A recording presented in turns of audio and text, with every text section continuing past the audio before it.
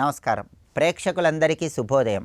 ఈనాటి శుభయోగం శీర్షికన గోచార పరంగా అష్టమ శని దోషము, అర్ధాష్టమ శని దోషము తొలగింపజేసుకోవటానికి ఎలాంటి ప్రత్యేకమైన విధి విధానాలు పాటించాలో పరిశీలిద్దాం. జన్మరాశి నుంచి లెక్కబెట్టినప్పుడు వచ్చే 8వ రాశిలో శని భగవానుడి సంచారం ఉంటే దాన్ని అష్టమ శని దోషం అంటారు. అష్టమ శని దోషం ఉన్నప్పుడు ఎక్కువ కష్టపడితే తక్కువ ఫలితం ఉంటుంది. కుటుంబ కలహాలు ఎక్కువగా వస్తూ ఉంటాయి. అనారోగ్య సమస్యలు ఎక్కువగా వస్తూ ఉంటాయి. బంధువుల మధ్య విభేదాభిప్రాయాలు పెరిగిపోతూ ఉంటాయి.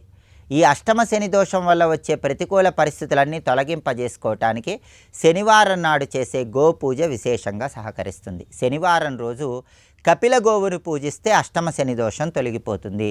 శనివారం రోజు సకల దేవతా స్వరూపమైన గోమాతకు ప్రదక్షిణలు చేయటం, నువ్వులు బెల్లం కలిపి ఆహారంగా తినిపించడం ద్వారా అష్టమ శని దోష తీవ్రతను తగ్గింపజేసుకోవచ్చు. అలాగే గోమాతకు శనివారం పచ్చగడ్డి తినిపించినా అష్టమ శని దోషం తగ్గిపోతుంది.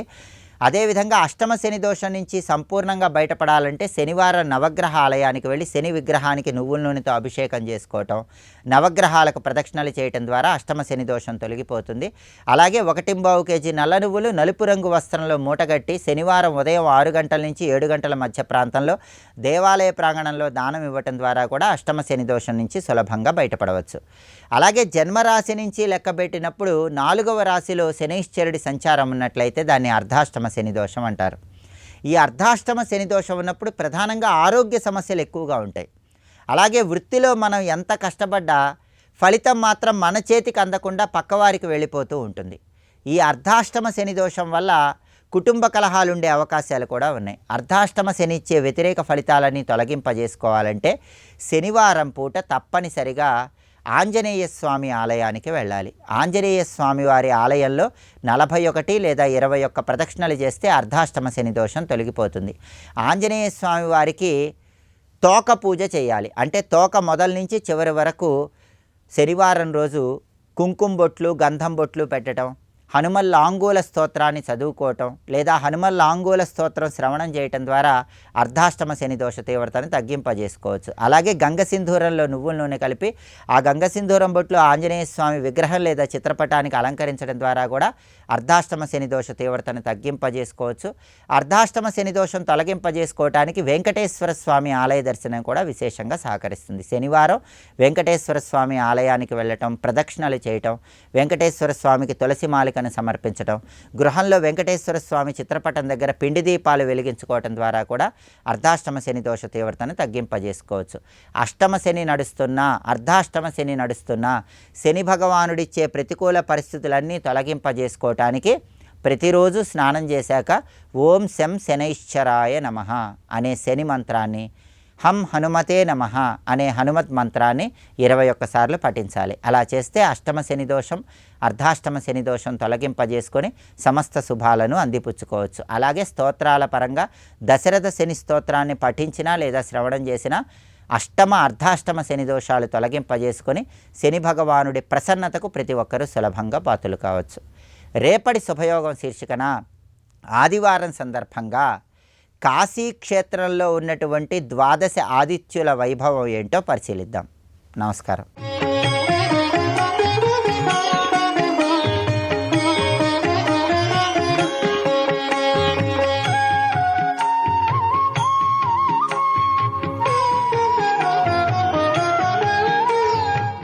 శ్రవణం కీర్తనం విష్ణు స్మరణం పాదసేవనం వందనం తాత్మదాస్యంచ సక్షమాత్మనివేదనం.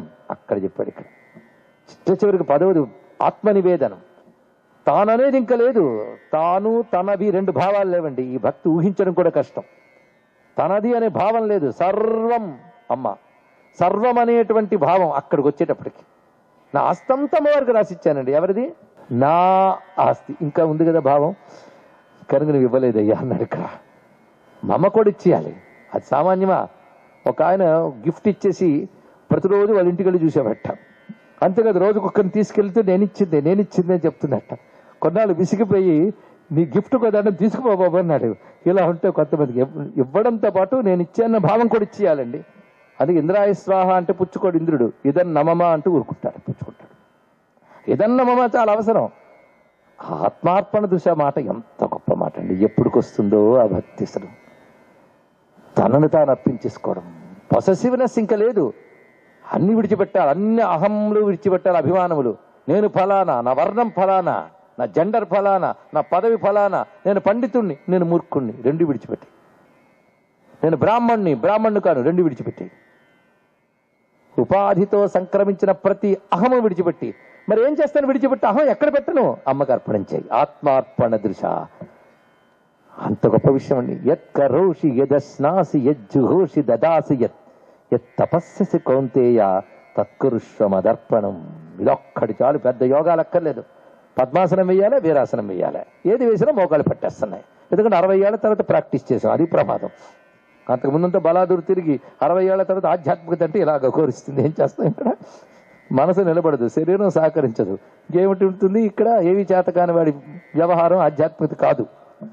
సరే, కనుక ఆత్మార్పణ దృశ అంటే చిన్న వ్యవహారం అండి. ఇక్కడ ఎంత గొప్ప విషయం. ఎత్తపస్సెసుకోంతి, ఇది ఒక్కడి చేయి చాలు. యత్కరోషి యదస్నాసి యజ్జుహోషి దదాసి యత్. ఏది చేస్తున్నావో, ఏది తింటున్నావో, ఏది పూజాధికారి చేస్తున్నావో, ఏది దానం చేస్తున్నావో, యత్ తపస్ససి, ఏ తపస్సులు చేస్తున్నావో, ఏది చేసినా మదర్పణ, నాకు అర్పణంగా చేయి. అయిపోయింది. ఇక్కడ అర్పణం అంటే చేసింది అర్పించడం కాదు, చేస్తున్నాను నేననే భావాన్ని కూడా అర్పించారు. ఇక్కడ ఈశ్వరార్పణ ధియా కుర్యాత్ సకర్మణ తమభ్యర్చ సిద్ధిం విందతి మానవ. 18వ అధ్యాయంలో స్వామి దీన్నే చెప్పాడు. ఇక్కడ భగవద్గీతకి భాష్యం రచించిన ఆదిశంకరులు ఆ హృదయం కాకి ఇంకేం పెడతారండి? సౌందర్య లహరిలోనేనా ఇదే, శివానంద లహరిలోనేనా అదే.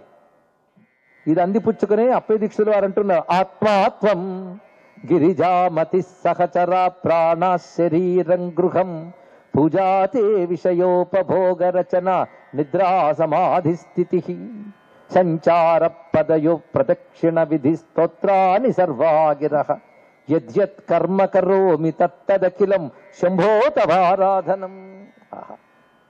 నీకు నిరంతరం శివుడు మనస్సులో ఉంటే నువ్వు చేసే ఏ పనైనా శివ పూజే.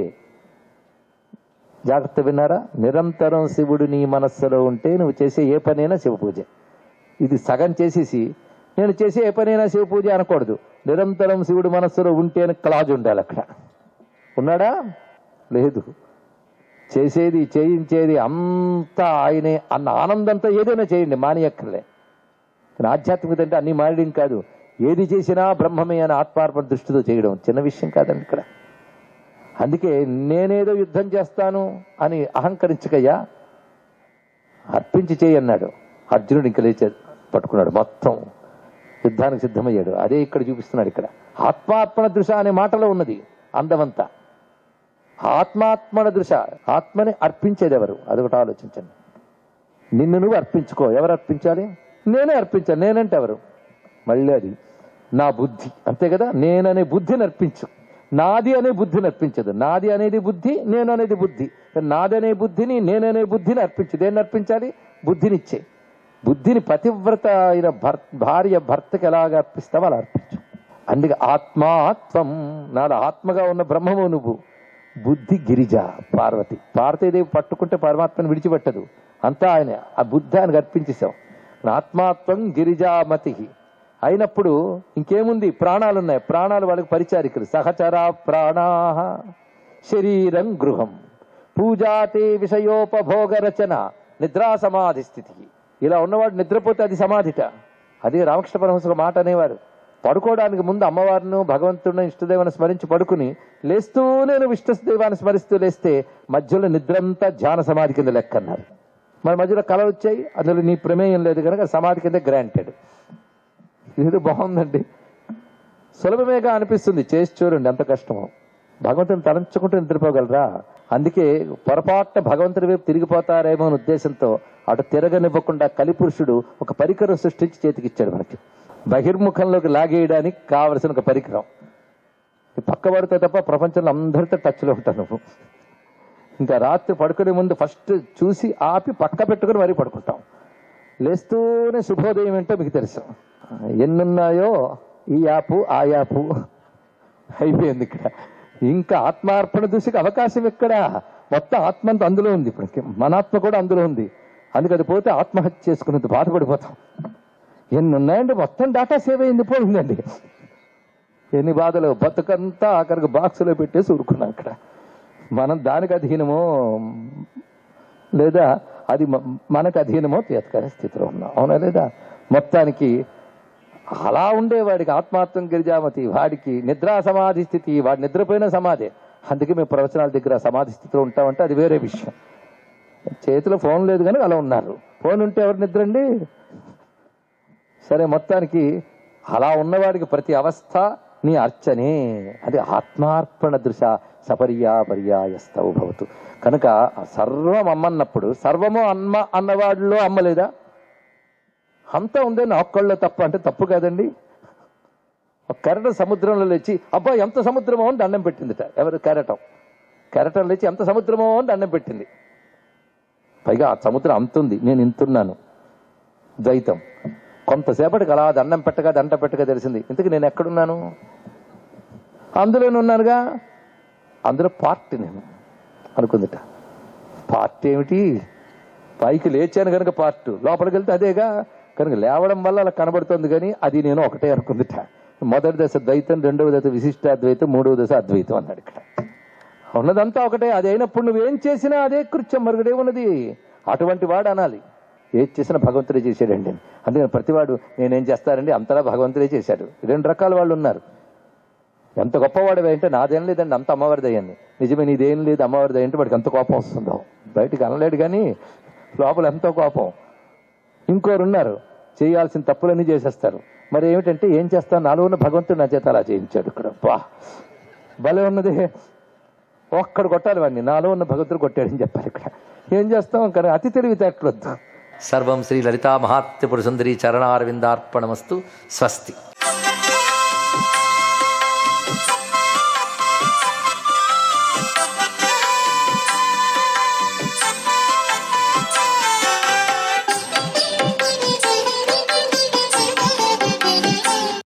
ఓం నమో నారాయణాయ.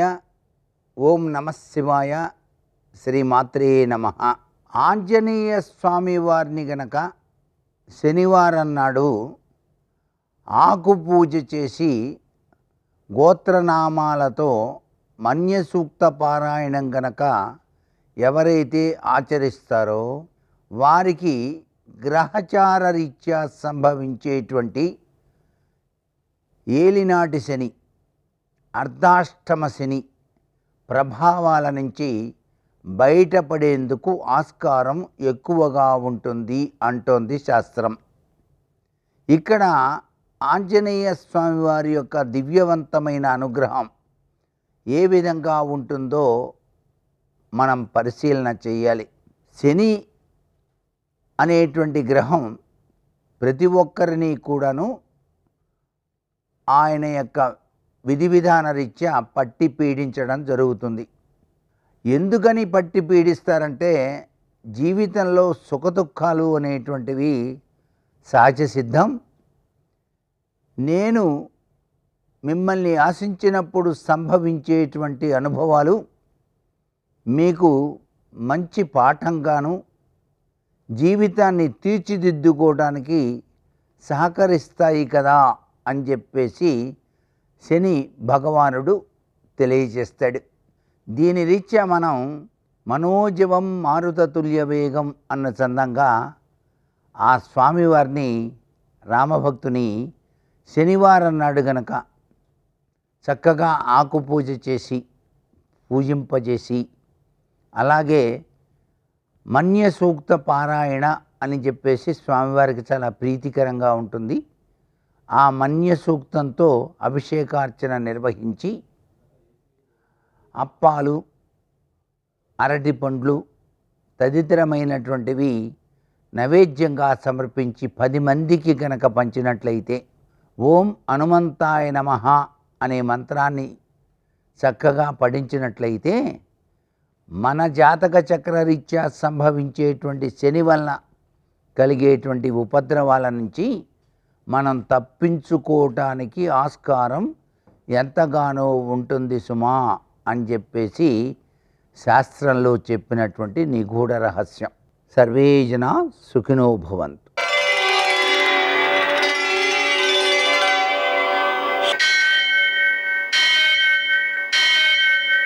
సహస్ర సశీరుషం దేవం విశ్వాక్షం విశ్వశంభువం విశ్వం నారాయణం దేవమక్షరం పరమం పదం విశ్వతః పరమాం నిత్యం విశ్వం నారాయణగుం హరిం విశ్వమేవేదం పురుషస్తద్విశ్వముపజీవతి పతిం విశ్వస్యాత్మేశ్వరగుం శాశ్వతగుం శివమచ్యుతం నారాయణం మహాజ్ఞేయం విశ్వాత్మానం పరాయణం సూర్యశౌర్యమథేందురింద్ర పదవీ సన్మంగళం మంగళం. పద్మావతి ప్రణయలాలిత ముగ్ధదేహ శ్రీ వెంకటేశరణమోచనమస్తు మహ్యం. నేటి కాలమాన విశేషాలను గమనిద్దాం. స్వస్తి శ్రీ చాంద్రమాన క్రోధినామ సంవత్సరం ఉత్తరాయణం శిశిరతువు ఫాల్గుణ మాసం కృష్ణపక్షం శనివారం. సూర్యోదయం 6:22 సూర్యాస్తమయం 6:23. తిథి అష్టమి తెల్లవారుజామున 5:23 వరకు. నక్షత్రం మూల రాత్రి 3:21 వరకు. వర్జం రాత్రి 1:38 నుంచి 3:21 వరకు. దుర్ముహూర్తం ఉదయం 6:22 నుంచి 7:58 వరకు. అమృతకాలం రాత్రి 8:31 నుంచి 10:10 వరకు. రాహుకాలం శనివారం కాబట్టి ఉదయం 9 నుంచి 10:30 వరకు. అష్టకవర్గరీత్యా శుభప్రదమైన సమయం ఉదయం 7 గంటలకి. నేటి విశేషం శనివారం. అలాగే అనఘాష్టమి, అలాగే అష్టకాశ్రార్థం. అష్టకాశ్రార్థం సందర్భంగా పితృదేవతారాధన పిల్లలకి అభివృద్ధినిస్తుంది. అనఘాష్టమి సందర్భంగా అనఘాదేవికి దత్తాత్రేయుడికి పూజ చేసుకోవడం ద్వారా వ్యక్తులలో ప్రకృతిలో జరిగేటువంటి ఘటనల నుంచి జ్ఞానం సంపాదించేటువంటి శక్తి పెరుగుతుంది, మోక్షప్రాప్తికి ఉపకరిస్తుంది. అలాగనే ఈరోజు ఉన్నటువంటి విషయాలలో శనివారం కాబట్టి సూర్యోదయానికి ముందే లేవడం, సూర్యోదయానంతరం శివునికి నూనెతో అభిషేకం చేయడం, ఆ నూనెలో పసుపు కలిపి ఆవులకు రాయడం, 1 కేజీ నల్ల నువ్వులతో శివునికి పూజ చేయడం, హనుమాన్ చాలీసా పారాయణ చేయడం, విశేషించి ఆకు పూజ, ప్రదక్షిణాలు, ఇవన్నీ కూడా అత్యుత్తమ సత్ఫలితాలను అందజేస్తాయి. అలాగే వెంకటేశ్వర దీపారాధన అన్ని కష్టాలను అధిగమించేలా చేస్తుంది. మరో విశేషం ఈరోజు వ్యతిపాత ఉందండి. వ్యతిపాత సాయంకాలం 6:31 వరకు ఉంది. వ్యతిపాతలో అత్యుత్తమ సమయం ఏర్పడుతుంది, అంటే ఉదయం 10:31 తర్వాత అన్నమాట. ఈ వ్యతిపాతలో చేసేటువంటి దానాలు విశేషమైన ఫలితాన్ని అందజేస్తాయి. గురువింద గింజంత ఎత్తు అంటే 250 మిల్లీగ్రాములు సుమారుగా దాన్ని కనుక మనం బంగారం దానం చేసినట్లయితే మేరు పర్వతంతో సమానమైన బంగారాన్ని దానం చేసిన ఫలితం వస్తుంది. అది శక్తి లేని వాళ్ళు 13 పళ్ళు దానం చేసి సువర్ణ ప్రతినిధిగా ఈ పళ్ళు దానం చేస్తున్నాను అనే సంకల్పంతో చేసినట్లయితే ఆ ఫలితాన్ని పొందుతారు. ఇవన్నీ చేయలేని వాళ్ళు కూడా సూర్యోదయంతో ప్రారంభించి సాయంకాలం 6:31 వరకు జనని కనకవృష్టిం దక్షిణాంతేర్పయామి అనే మంత్రాన్ని చక్కగా చేసుకుంటున్నట్లయితే విశేషమైన సత్ఫలితాలు సిద్ధిస్తాయి, సంపదలు అభివృద్ధి చెందుతాయి, అనుభవయోగ్యమైన సంపద పెరుగుతుంది. నేటి ఆణిముత్యాలు.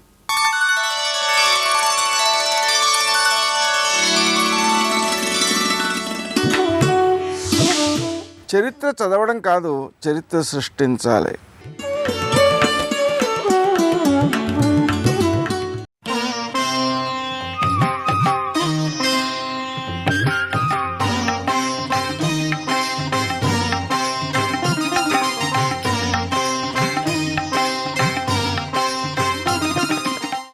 కృష్ణుడు అన్నాడు, నేను కాబట్టి మేనల్లుడా ఇంత కష్టపడ్డాను, ఇంత కష్టపడి నీలాపనిందలు పోగొట్టుకున్నాను. సామాన్యుడు ఎలా పోగొట్టుకుంటాడు రా? ఏడాదికోసారి ఈ శాపం ఉంటుందని నువ్వు ఇచ్చావు కదా, మరి ఎలా లోకం ఎలా ఉద్ధరింపబడుతుందన్నాడు. అంటే విఘ్నేశ్వరుడు అన్నాడు, మామయ్య ఈ శమంతకోపాఖ్యానం కథని ఓసారి చెప్పుకుంటే చాలు, అక్షతలు వేసుకుంటే చంద్రుణ్ణి చూసినా కూడా నీలాపనిందలు రావు. ఒకవేళ శమంతకోపాఖ్యానం ఇన్ని మలుపులు సగం చెప్పాక మర్చిపోతే ఎలాగరా? మరి ఇంత కథ ఎలా గుర్తుంటుంది అంటే, మామయ్య కంగారక్కర్లేదు, ఇవంతా చదువుకోలేకపోతే సింహ ప్రసేనమవధీహి సింహో జాంబవతాహత సుకుమార కమారోధీహి తవహ్యేషా శమంతక, ఈ ఒక్క శ్లోకం చెప్తే చాలు. వినాయక వ్రత కల్పంలో శమంతకోపాఖ్యానం అంతా చెప్పినట్టే. కాబట్టి నీలాపనిందలు రావు అన్నాడు. అప్పుడు అక్రూరుడి దగ్గరికి శమంతకం వెళ్ళిన తరువాత సూర్యుడి యొక్క వాక్కు ఫలించి ఏమైంది, మనందరం కూడా వినాయక చవితి నాడు నీలాపనిందలు పడకుండా మనకు ఒక కథ దొరికింది. కాబట్టి ఏడాదిలో వచ్చేటటువంటి బహుప్రమాదకరమైనటువంటి నీలాపనిందల నుండి తప్పించుకోవడానికి సావకాశ రూపమైనటువంటి శమంతకోపాఖ్యానం లభించడానికి కారణం ఎక్కడిది అంటే మూలవాక్కు సూర్యనారాయణమూర్తిది. ఈ యథాతథమైన కథ ఎక్కడుంది అంటే విష్ణు పురాణంలో ఉంది.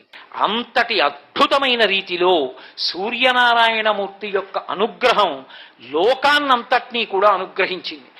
ఆయన యొక్క పరాక్రమం, ఆయన యొక్క తేజస్సు, ఆయన యొక్క అనుగ్రహం సాధు పురుషుల యొక్క సంరక్షణము కొరకే కాదు, ధర్మాన్ని నిలబెట్టడానికి ఒక్కొక్క సమయంలో ఒక్కొక్క రీతిలో పరమాద్భుతంగా ప్రవర్తించి శ్రీరామాయణం జరిగినటువంటి త్రేతాయుగం రోజులలో రామచంద్రమూర్తిగా శ్రీ మహావిష్ణువు ఆవిర్భవించారు. తతస్య ద్వాదశే మాసే చైత్రే నావమికే తిథౌ నక్షత్రేది దైవత్యేసోచ్ఛ సంస్థేషు పంచషు గ్రహేషు కర్కటే లగ్నే వక్పతాం బిందునా సహ ప్రోద్యమాని జగన్నాథం సర్వలోక నమస్కృతం అంటారు. 12 నెలలు కౌసల్యా గర్భవాసం చేసి సర్వలోక జగన్నాథుడైనటువంటి పరమాత్మ నరుడిగా ఆవిర్భవించాడు. ఎందుకు మనుష్యుడిగా రావాలి అంటే రావణాసురుడికి వరం కాదు, తృణభూతహితామన్యే ప్రాణినో మానుషాదయ అన్నాడు. అసలు మనుష్యుల గురించి నేను వరవడగనన్నాడు బ్రహ్మగారితో. అసలు మనుష్యుల వలన చావుండకూడదని అడగను, ఎందుకంటే వాడు తృణంతో సమానం, గడ్డి పరకతో సమానం, వాళ్ళ గురించి అడగడం ఏమిటన్నాడు. కానీ మనుష్యుడు ఎంత గొప్పవాడో లోకానికి నిరూపించడానికి మహానుభావుడు నరుడిగా వచ్చి నరుడిగా రావడం కోసమని కౌసల్యా గర్భవాసం 12 నెలలు చేసి బయటికి వచ్చాడు. వచ్చినటువంటి మహానుభావుడు నరుడిగా ప్రవర్తించినప్పుడు ఆయనకి సహాయపడడానికి, రావణ సంహారం చెయ్యడంలో రాముడికి ఉపకారం చెయ్యడానికి దేవతలందరూ తమ తమ అంశలతో వానరుల్ని సృజించారు. ఎందుకంటే వానరుల పేరు కూడా ఎత్తలేదు. అందుకే అంటారు హనుమ సుందరకాండలో సుగ్రీవో నహిదేవో యమ్నాసురో నచరాక్షస నదానవో నగంధర్వో నయక్షో నచపన్నగ అంటారు. సుగ్రీవుడు కూడా గంధర్వుడు గాడు, యక్షుడు గాడు, పన్నగుడు గాడు. ఆయన వానరుడు, రాముడు నరుడు, వాళ్ళిద్దరూ కలిసి వస్తే రావణ నువ్వు నిలబడవంటారు. కాబట్టి ఇప్పుడు వానరులను సృష్టి చెయ్యాలి. దేవతలందరూ తమ తమ అంశలతో సృష్టి చేశారు. ఒకప్పుడు చతుర్ముఖ బ్రహ్మగారు గొప్ప తపస్సమాధిలో ఉన్నాడు. అంత తపస్సమాధిలో ఉండగా ఆనందభరితమైనటువంటి స్థితిలో ఉండి ఆయన రోమాంచితమై ఉన్నప్పుడు కన్నుల వెంట ఆనంద భాష్పములు పడ్డాయి. మనుష్య సృష్టిలా దేవతా సృష్టి ఉండదు. మీరు బాగా తేడా తెలుసుకోవలసి ఉంటుంది. ఇక్కడ ఈ భూలోకంలోనే అన్ని ప్రాణులు ఒకలా పుట్టవు, 4గా పుడతాయని చెప్తోంది వేదం. జరాయుజములు, అండజములు, స్వేదజములు, ఉద్భుజములు అని 4 రకాలుగా వస్తాయి ప్రాణులు. జరాయుజములు అంటే మావి చేత పుడతాయి కొన్ని, మనం పుట్టినట్టు. అండజములు అంటే గుడ్డు బద్దల కొట్టుకుని గుడ్డు పెంకులోంచి పైకొస్తాయి. అదొక ఆశ్చర్యకరమైనటువంటి విశేషం. సర్వం శ్రీ ఉమామహేశ్వర పరబ్రహ్మార్పణమస్తు. స్వస్తి.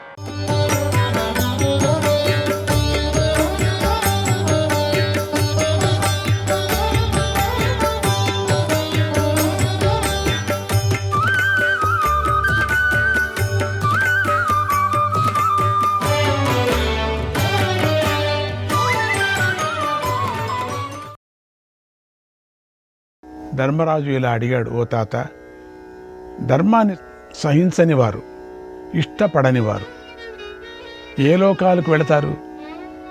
ధర్మపారాయణులు ఏ లోకాలకు చేరుకుంటారు అని అడిగాడు. భీష్ముడు ఇలా చెప్పాడు, ఓ రాజా, రజస్సు తమస్సులతో నిండిన మనస్సు కలవారు, ధర్మాన్ని ద్వేషించేవారు నరకాన్ని పొందుతారు. ధర్మాన్ని చక్కగా ఆచరిస్తూ ఎప్పుడూ రుజుమార్గంలో ప్రయాణించే మానవులే సత్పురుషులు, వారు స్వర్గాన్ని పొందుతారు. ధర్మయేవ గతిస్తేషాం, ధర్మయేవ గతిస్తేషాం ఆచార్యోపాసనాద్ భవేత్, ఆచార్యోపాసనాద్ భవేత్. దేవలోకం ప్రపద్యంతే, దేవలోకం ప్రపద్యంతే ఏ ధర్మం పర్యుపాసతే, ఏ ధర్మం పర్యుపాసతే. గురువును ఉపాసించడం వల్ల మానవుడు సహాయాన్ని పొందుతాడు. ధర్మాన్ని ఉపాసించిన వారు దేవలోకాన్ని పొందుతారు. లోపద్వేషాలను విడిచిపెట్టిన వారు శరీరాన్ని నియమాలతో అదుపు చేసుకుంటూ ధర్మాన్ని ఆచరించేవారు మానవులైనా దేవతలైనా సుఖాన్ని పొందుతారు. బుద్ధిమంతులు ధర్మాన్ని బ్రహ్మదేవుడి యొక్క జ్యేష్ఠపుత్రుడిగా చెబుతారు. తినేవాడికి పండిన పండు బాగా రుచిస్తుంది, తినాలనిపిస్తుంది. అలాగే ధర్మశీలురకు ధర్మం కూడా అలాగే రుచిస్తుంది, ఆచరించాలనిపిస్తుంది, ఉంటుంది అన్నాడు పితామహుడు. ధర్మరాజా ఇలా అడిగాడు ధర్మరాజు, ఓ తాత, దుర్మార్గులు ఏ రూపంలో ఉంటారు? సాధువులు ఏం చేస్తూ ఉంటారు? సత్పురుషుల స్వభావం ఎలా ఉంటుంది? నాకు ఈ విషయాలు చెప్పు అని అడిగాడు. భీష్ముడు ఇలా చెప్తున్నాడు, కుమారా, దుర్మార్గులు చెడ్డ పనులు చేస్తారు, ఉగ్రులుగా ఉంటారు, వారి ముఖం చూడాలని అనిపించదు. సత్పురుషులైతే చక్కని ప్రవర్తనను కలిగి ఉంటారు. ఇదే శిష్యుల లక్షణం. సత్పురుషుల దేవతలు, పితృదేవతలు, ప్రాణులు, అతిథులు, కుటుంబ సభ్యులకు భోజనం పెట్టిన తర్వాతే వారు తింటారు. భోజనం సమయంలో వారు మౌనంగా ఉంటారు, ఏమీ మాట్లాడరు. తడి చేతులతో నిద్రపోరు, బాగా తుడుచుకొని ఆరిన తర్వాత నిద్రపోతారు. ధర్మాత్ములు అగ్నికి, ఎద్దుకు, దేవునికి, గోశాలకు, 4 వీధుల కూడలికి, ధార్మికుడికి, వృద్ధుడికి గౌరవంగా ప్రదక్షిణం చేస్తారు. సత్పురుషులు అతిథులకు, మృత్యువులకు, తన బంధువులకు, తనను శరణు వేడిన వారికి రక్షకులుగా ఉంటారు, ఆదరిస్తారు. మానవులు ఉదయం సాయంత్రం మాత్రమే ఆహారాన్ని స్వీకరించాలి. ఇది దేవతలు విధించిన నియమం. అమృతము, బ్రాహ్మణులు, గోవులు అనే ఈ 3 ఒకే విధమైన పవిత్రమైనవి. గురువులు చెప్పిన పనిని పూర్తి చేసి పూర్తి అయినట్లుగా వారికి చెప్పాలి. గురువు వచ్చినప్పుడు ఆసనం చూపించాలి, నమస్కరించాలి, పూజించాలి. గురువును పూజిస్తే ఆయస్సు, కీర్తి, సంపద పెరుగుతాయి. వృద్ధులకు అవమానించకూడదు, వారిని పనులకు పంపించకూడదు. వారు నిలబడి ఉండగా తాము కూర్చొని ఉండకూడదు. తీర్థాలన్నిటిలోనూ గురువే గొప్ప తీర్థం. పవిత్రమైన వాటిలో హృదయమే నిర్మలమైనది. దర్శనాలు అన్నిటిలో జ్ఞాన దర్శనమే శ్రేష్టమైనది. జ్ఞాన సంతోషమే గొప్ప సుఖం. సాయం ప్రాతశ్చ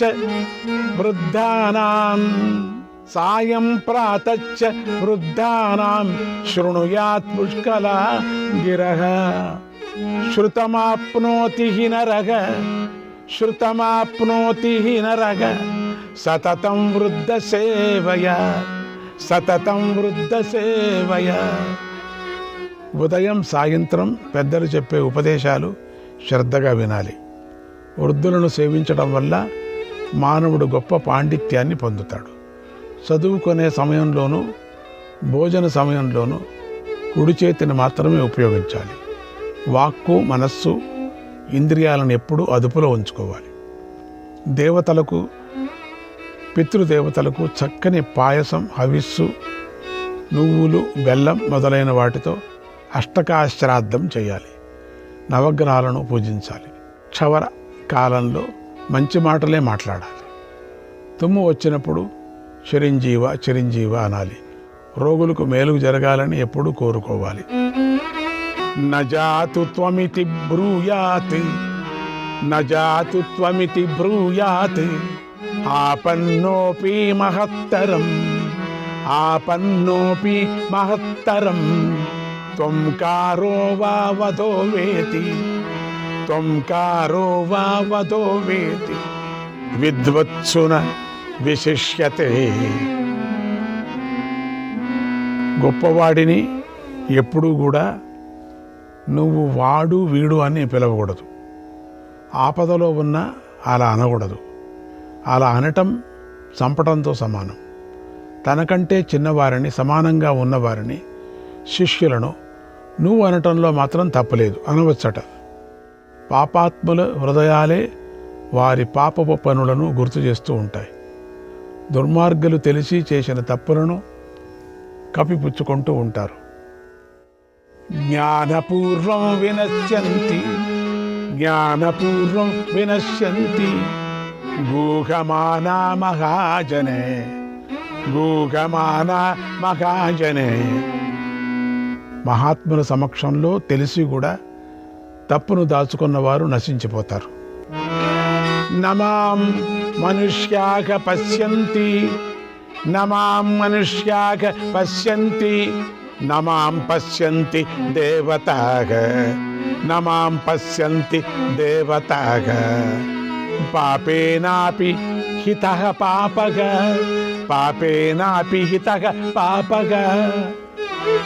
పాపమేవాభిజాయతే పాపమేవాభిజాయతే. నా పాపాలను మానవులు చూడలేదు, దేవతలు చూడలేదు అనుకునేవాడు పాపాత్ముడవుతాడు, పాపపు జన్మలు పొందుతాడు. వడ్డీ వ్యాపారి చేతిలో వడ్డీలు పెరుగుతూ ఉంటాయి, కానీ పాపాన్ని ధర్మంతో కప్పితే మాత్రం ధర్మమే పెరుగుతుంది, పాపము నశిస్తుంది కూడా. లవణాన్ని నీటిలో వేస్తే కరిగిపోతుంది. అలాగే ప్రాయశ్చిత్తం వల్ల చేసిన పాపాలు నశించిపోతాయి. కనుక పాపాన్ని రహస్యంగా దాచుకోకూడదు, అలా చేస్తే అది పెరిగిపోతుంది. దాన్ని గురించి సాధువులకు గురువులకు చెప్పాలి, అప్పుడు వారు దానిని తగ్గిస్తారు. దురాశతో మూటలు మూటలుగా సంపాదించిన ధనం సరిగ్గా అవసరమైన సమయంలో పనికి రాకుండా పోతుంది.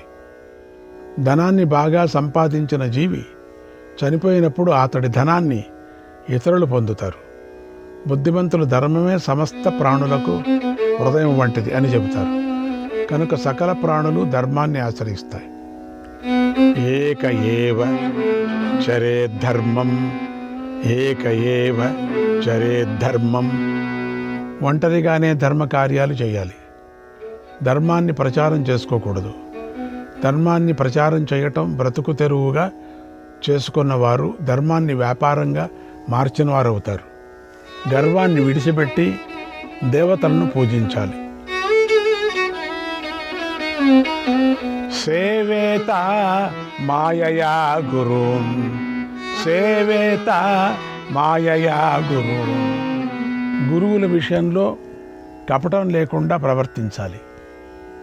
పరలోకం కోసమే దానాన్ని చేస్తూ ఉండాలి అని శిష్టాచారం గురించి చెప్పాడు భీష్మ పితామహుడు. శ్రీకృష్ణాయ పరమాత్మనే నమః. 163వ అధ్యాయం. ధర్మరాజు ఇలా అడిగాడు, తాత, అదృష్టం లేనివాడు ఎంత బలవంతుడైనా సరే ధనాన్ని పొందలేడు. అదృష్టవంతుడు బలహీనుడైనా బాలుడైనా ధనాన్ని పొందుతాడు. ఎన్ని ప్రయత్నాలు చేసినా కాలం కలిసి రాకపోతే మానవుడు దేనిని పొందలేడు. అలాగే ఏ ప్రయత్నం చేయకపోయినా మానవుడు ఎంతో ధనాన్ని సులభంగా పొందుతాడు. ఇలా ప్రయత్నాలు చేసి ఫలం పొందని వారు ఉన్నారు, ప్రయత్నాలు చేయకుండా ఫలం పొందిన వారు ఎంతోమంది ఉన్నారు. కనుక ప్రయత్నమే ఫలితానికి కారణమైతే ప్రయత్నించిన వారందరూ కూడా ఫలాన్ని పొందాలి కదా. ఎందుకని పొందటం లేదు? ప్రారంధం వల్ల దొరకటం లేదు.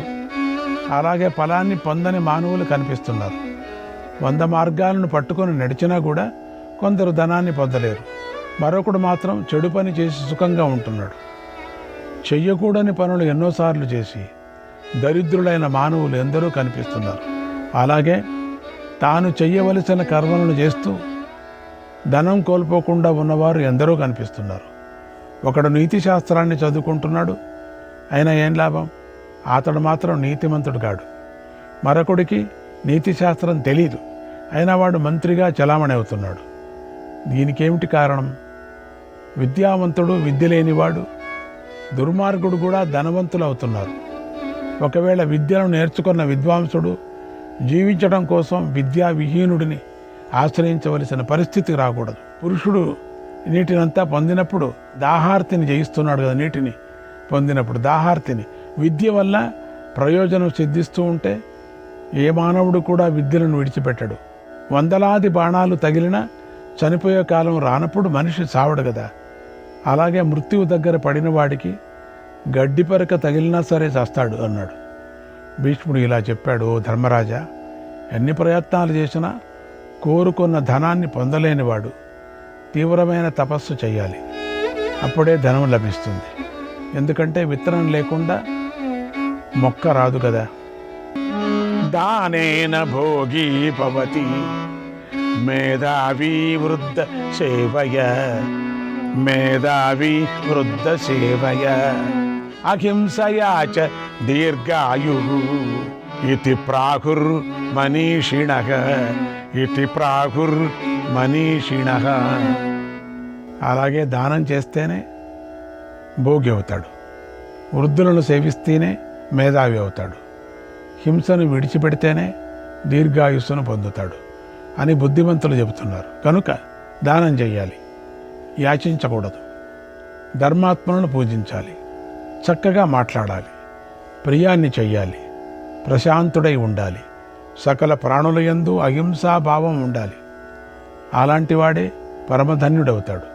ఓ ధర్మరాజా, దోమలు, కీటకాలు, చీమలు మొదలైనవి జన్మలు ఎత్తటానికి వాటి స్వభావమే కారణం. అలాగే హెచ్చుతగ్గుల ప్రకారం సుఖదుఖాలను అనుభవించటానికి కూడా వాటి స్వభావమే కారణం. కనుక స్థిరంగా ఉండు అన్నాడు భీష్మ పితామహుడు. శ్రీకృష్ణాయ పరమాత్మనే నమః. 164వ అధ్యాయం. భీష్ముడు ధర్మరాజు ఇలా చెప్తున్నాడు, నాయన, మానవుడు శుభాశుభ కర్మలు చేయిస్తాడు. అప్పుడు మానవుడిలో శుభకర్మ చేయటం వల్ల మంచి ఫలితాలను పొందుతాను అనేటువంటి విశ్వాసం ఉండాలి. అశుభ కర్మల వల్ల శుభం జరగదు అని కూడా నమ్మకం ఉండాలి. కాలమే మానవులకు సువర్ణవర్ణ, బంగారు వర్ణం కలవాడు, హేమాంగ, బంగారు శరీర భాగాలున్నవాడు, వరాంగ, శ్రేష్టమైన శరీర అవయవాలున్నవాడు, చందనాంగది, చందనాన్ని అంగదాల్ని ధరించేవాడు, గంధం పూసిన భుజకీర్తులు గలవాడు, వీర, అసుర నాశకుడు, అసుర వీరులను చంపినవాడు, విషమ, సాటిలేనివాడు, శూన్య, విశేషణరహితుడు, ఆకాశంలాగా భేదాలు లేనివాడు, ఘృతాశీహి, ఆశ్రితులకు ఆశిష్యులిచ్చేవాడు, కోరికలు లేనివాడు, అచలహ, అచలుడు, జ్ఞానాదుల నుండి కదలనివాడు, చలహ, చలుడు, వాయురూపుడై చలించేవాడు. నిగ్రహాన్ని అనుగ్రహాన్ని ఇస్తూ ఉంటుంది కదా, నిగ్రహానుగ్రహాలు. కాలం బుద్ధిలో ప్రకాశించడం వల్లనే ధర్మ ప్రవృత్తి అధర్మ ప్రవృత్తి కలుగుతూ ఉంటాయి. మానవుడు ధర్మ ఫలాన్ని పొందినప్పుడు దాని మీద అతడికి ఆసక్తి ఏర్పడుతుంది. అందుచేత ధర్మాత్ముడు దాన్ని నమ్ముతాడు. దృఢబుద్ధి లేనివాడు మాత్రం విశ్వసించడు. ధర్మాధర్మాలు తెలిసినవాడు కాలాన్ని బట్టి ప్రారబ్ధాన్ని అనుభవించవలసి వస్తే యథాశక్తిగా ధర్మాన్ని ఆచరించాలి. ఇదే బుద్ధిమంతులకు ఉన్న గొప్ప లక్షణం. ధార్మికులకు గొప్ప ఐశ్వర్యం కలిగిన వారు రజోగుణంతో కలుషితులు కారు. అలాగే తమ ప్రయత్నాల ద్వారా ఆత్మకు మరింత ఉన్నతిని సాధిస్తారు. కాలం కూడా ధర్మానికి ఎలాంటి పరిస్థితుల్లోనూ అధర్మ ఫలాన్ని ఇవ్వదు. కనుక తనకు తాను పవిత్రుడుగా ఉండాలి, ధర్మపరాయణుడుగా ఉండాలి. ధర్మం మండుతున్న అగ్ని వంటిది. అది కాలం చేత రక్షింపబడుతూ ఉంటుంది. దాన్ని చెడగొట్టే శక్తి అధర్మానికి ఉండదు. శుద్ధంగా ఉండటం, పాపస్పర్శ లేకుండా ఉండటం అనే ఈ రెండు కూడా ధర్మ కార్యాలు. ధర్మం విజయాన్ని ఇస్తుంది. ముల్లోకాలు చక్కగా సాగటానికి ధర్మ విజయమనే కాంతియే కారణం. అంతటి బుద్ధిశాలి అయిన మరొక మానవుడి చెయ్యి పట్టుకొని ధర్మం వైపుకు నడిపించలేడు. ఎవడికి వాడు ధర్మాన్ని ఆచరించి తరించవలసిందే. ధర్మబద్ధంగా ధర్మఫలాన్ని, లోకభయాన్ని గురించి చెప్పబడిన మానవుడు క్రమంగా ధర్మం వైపు ప్రయాణం చేస్తాడు. నేను చతుర్థుడిని, నాకు బ్రహ్మచర్యాది ఆశ్రమాలను సేవించే అధికారం లేదు అని కొందరు భావిస్తూ ఉంటారు. మరికొందరు సాధువులు అంతరాత్మలో ఏ రకమైన వంచనకు అవకాశాన్ని కూడా ఇవ్వరు. 4 వర్ణాల వారి యొక్క లక్షణాన్ని విశేషంగా చెబుతాను. అందరి శరీరాలు పంచభౌతికాలే అయి ఉన్నాయి. అందరి ఆత్మ ఒక్కటే. అయినా వారి లౌకిక ధర్మంలోనూ విశేష ధర్మంలోనూ భేదం కనిపిస్తుంది. దాని ఉద్దేశం ఏమిటంటే, ఎవరికి వారు తమ తమ ధర్మాన్ని పాటించి మళ్ళీ ఏకత్వాన్ని పొందాలి అనేదే చెప్పబడింది. ధర్మం శాశ్వతంగా చెప్పబడుతుంది. దానివల్ల లభించే స్వర్గము మొదలైనవి అశాశ్వతాలు కదా, అవన్నీ కూడా అశాశ్వతాలే కదా. మరి ఇదేమిటి అంటే ధర్మ సంకల్పం శాశ్వతమైతే దాని ఫలితం కూడా సనాతనమే అవుతుంది. అందరూ సమాన శరీరులే, అందరూ ఒకే విధమైన ఆత్మ గలవారు. అయినా ధర్మ సంకల్పంతో కూడిన కాలం వారిలో విశేషాన్ని ఏర్పరుస్తుంది. సమస్త క్రియలకు కాలమే గురువు. ఇలాంటప్పుడు ప్రాణులు వివిధ ధర్మాలను సేవించడంలో తప్పేమీ లేదు. పశుపక్షాదుల్లో పుట్టిన ధర్మమే మంచి చెడులను చెబుతుంది, గురువు అవుతుంది అన్నాడు భీష్మ పితామహుడు. శ్రీకృష్ణాయ పరమాత్మనే నమః. సువర్ణవర్ణో హేమాంగో వరాంగశ్చందనాంగది వీరః విషమశూన్యో కృతాశీరచలశ్చలః. 165వ అధ్యాయం. వైశంపాయన మహర్షి అన్నారు. ఇలా అంటున్నాడు, ధర్మరాజా, భీష్ముడిని ఇలా అడుగుతున్నాడు ధర్మరాజు. పితామహ, పురుషుడికి ఏది మేలు కలిగిస్తుంది? ఏమి చేస్తే మానవుడు సుఖపడతాడు? దేనివల్ల పాపం లేనివాడవుతాడు? ఏది కల్మషాన్ని నాశనం చేస్తుంది అని అడిగాడు. అప్పుడు భీష్ముడు ఇలా న్యాయబద్ధంగా దైవవంశం గురించి చెప్పాడు. ఓ ధర్మరాజా, ఋషివంశంలో కూడిన దైవతం వంశం గురించి 3 సంధ్యల్లోనూ కీర్తించాలి. అలా చేయటంతోనే కల్మషాలు తొలగిపోతాయి. మానవుడు పగలు రాత్రి సంధ్యల్లో ఇంద్రియాలతో తెలుసో తెలియకో పాపాలు చేస్తాడు. ఆ సమస్త పాపాల నుండి విముక్తి చెందాలంటే దైవత వంశాన్ని కీర్తించాలి. అప్పుడే అతడు విముక్తిని పొందుతాడు, పవిత్రుడవుతాడు. అతడు గుడ్డివాడు, చెవిటివాడు కాడు, సమస్త శుభాలను పొందుతాడు. అటువంటి వాడు మరుసటి జన్మలో ఇక పశువుగా పుట్టడు, నరకానికి పోడు, సంకర జాతిలో జన్మించడు. అతడి దుఃఖం ఉండదు, మరణకాలంలో కలవరపాటు కలగదు. బ్రహ్మదేవుడు, దేవదానవ గురువు, సమస్త ప్రాణులకు పూజ్యుడు, నమస్కరించదగినవాడు, అందరికీ ప్రాణమైనవాడు, అయోనిజుడు, జగత్పాలకుడు. ఆయన భార్య సావిత్రి, వేద సరష్ట ప్రభువు, విష్ణువైన నారాయణుడు, పార్వతీపతి అయిన త్రిలోచనుడు, సేనాపతి అయినటువంటి కుమారస్వామి, అగ్ని, వాయువు, చంద్రుడు, వెలుగునిచ్చే సూర్యుడు, సచీపతి అయిన ఇంద్రదేవుడు మొదలైన దేవతలందరూ నన్ను రక్షించాలి. మహర్షి అయిన విశ్రవసుడు, సంకల్పం, సాగరం, గంగా మొదలైన నదులు, మరుద్గణం, తపస్సిద్ధులైనటువంటి వాలకిల్యులు, వ్యాస భగవానుడు, నారదుడు, పర్వతుడు, విశ్వవసువు, హాహా ఊహు, తుంబురుడు, చిత్రసేనుడు మొదలైన దేవతలు నన్ను రక్షించాలి. మహా సౌభాగ్యవంతులైనటువంటి దేవకన్యలు, అప్సరసల సమూహాలు, ఊర్వశి, మేనక, రంభ, మిశ్రకేశి, అలంబుష. శ్రీకృష్ణాయ పరమాత్మనే నమః.